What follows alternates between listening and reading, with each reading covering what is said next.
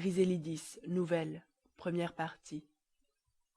À mademoiselle, en vous offrant jeune et sage beauté, ce modèle de patience, je ne me suis jamais flatté que par vous de tout point il serait imité, s'en serait trop en conscience.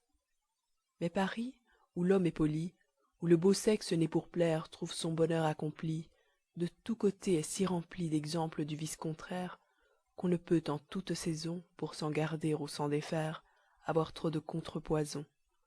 Une dame aussi patiente que celle dont ici je relève le prix serait partout une chose étonnante, mais ce serait un prodige à Paris. Les femmes y sont souveraines, tout s'y règle selon leurs vœux. Enfin, c'est un climat heureux qui n'est habité que de reines. Ainsi, je vois que de toute façon, Grisélidis y sera peu prisée, et qu'elle y donnera matière de riser, par ses trop antiques leçons. Ce n'est pas que la patience ne soit une vertu des dames de Paris, mais par un long usage elles ont la science de la faire exercer par leurs propres maris. Au pied des célèbres montagnes, où le Pô s'échappant de dessous ses roseaux va dans le sein des prochaines campagnes promener ses naissantes eaux, vivait un jeune et vaillant prince, les délices de la province. Le ciel, en le formant, sur lui tout à la fois versa ce qu'il y a de plus rare, ce qu'entre ses amis d'ordinaire il sépare, et qu'il ne donne qu'aux grands rois. Comblé de tous les dons et du corps et de l'âme, il fut robuste, adroit, propre au métier de Mars, et par l'instinct secret d'une divine flamme, avec ardeur il aima les beaux-arts. Il aima les combats, il aima la victoire, les grands projets, les actes valeureux, et tout ce qui fait vivre un beau nom dans l'histoire. Mais son cœur tendre et généreux fut encore plus sensible à la solide gloire de rendre ses peuples heureux. Ce tempérament héroïque fut obscurci d'une sombre vapeur qui, chagrine et mélancolique, lui faisait voir dans le fond de son cœur tout le beau sexe infidèle et trompeur. Dans la femme où brillait le plus rare mérite, il voyait une âme hypocrite, un esprit d'orgueil enivré, un cruel ennemi qui sans cesse n'aspire qu'à prendre un souverain empire sur l'homme malheureux qui lui sera livré. Le fréquent usage du monde, où l'on ne voit qu'époux subjugués ou trahis, joint à l'air jaloux du pays, accrut encore cette haine profonde.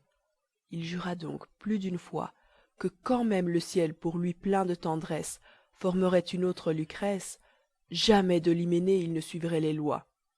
Ainsi, quand le matin qu'il donnait aux affaires, il avait réglé sagement toutes les choses nécessaires au bonheur du gouvernement, que du faible orphelin, de la veuve oppressée, il avait conservé les droits, ou banni quelque impôt qu'une guerre forcée avait introduit autrefois, l'autre moitié de la journée, à la chasse était destinée, où les sangliers et les ours, malgré leur fureur et leurs armes, lui donnaient encore moins d'alarme que le sexe charmant qu'il évitait toujours. Cependant ces sujets que leur intérêt presse de s'assurer d'un successeur qui les gouverne un jour avec même douceur, à leur donner un fils le conviait sans cesse.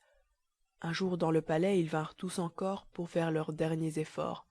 Un orateur d'une grave apparence, et le meilleur qu'il fût alors, dit tout ce qu'on peut dire en pareille occurrence. Il marqua leur désir pressant de voir sortir du prince une heureuse lignée qui rendît à jamais leur état florissant. Il lui dit même en finissant qu'il voyait un astre naissant issu de son chaste hyménée qui faisait pâlir le croissant. D'un ton plus simple et d'une voix moins forte, le prince à ses sujets répondit de la sorte: le zèle ardent dont je vois qu'en ce jour vous me portez au nœud du mariage me fait plaisir et m'est de votre amour un agréable témoignage. J'en suis sensiblement touché, et voudrais dès demain pouvoir vous satisfaire. Mais à mon sens l'hymen est une affaire où plus l'homme est prudent, plus il est empêché. Observez bien toutes les jeunes filles. Tant qu'elles sont au sein de leur famille, ce n'est que vertu, que bonté, que pudeur, que sincérité. Mais sitôt que le mariage au déguisement a mis fin, et qu'ayant fixé leur destin il n'importe plus d'être sages, elles quittent leur personnage, non sans avoir beaucoup pâti, et chacune dans son ménage selon son gré prend son parti. L'une d'humeur chagrine, et que rien ne récrée, devient une dévote outrée, qui crie et gronde à tout moment. L'autre se façonnant coquette, qui sans cesse écoute ou caquette, et n'a jamais assez d'amant. Celle-ci des beaux-arts follement curieuse, de tout décide avec hauteur, et critiquant le plus habile auteur prend la forme de précieuse. Cette autre s'érige en joueuse, perd tout, argent, bijoux, bagues, meubles de prix, et même jusqu'à ses habits. Dans la diversité des routes qu'elles tiennent, il n'est qu'une chose où je vois qu'enfin toutes elles conviennent, c'est de vouloir donner la loi. Or, je suis convaincu que dans le mariage on ne peut jamais vivre heureux quand on y commande tous deux. Si donc vous souhaitez qu'à l'hymen je m'engage, cherchez une jeune beauté sans orgueil et sans vanité, d'une obéissance achevée, d'une patience éprouvée, et qui n'ait point de volonté. Je la prendrai quand vous l'aurez trouvée. Le prince ayant mis fin à ce discours moral, monte brusquement à cheval et court joindre à perte d'haleine sa meute qui l'attend au milieu de la plaine. Après avoir passé des prés et des guérets, il trouve ses chasseurs couchés sur l'herbe verte. Tous se lèvent et tous alertes font trembler de leur corps les hôtes des forêts.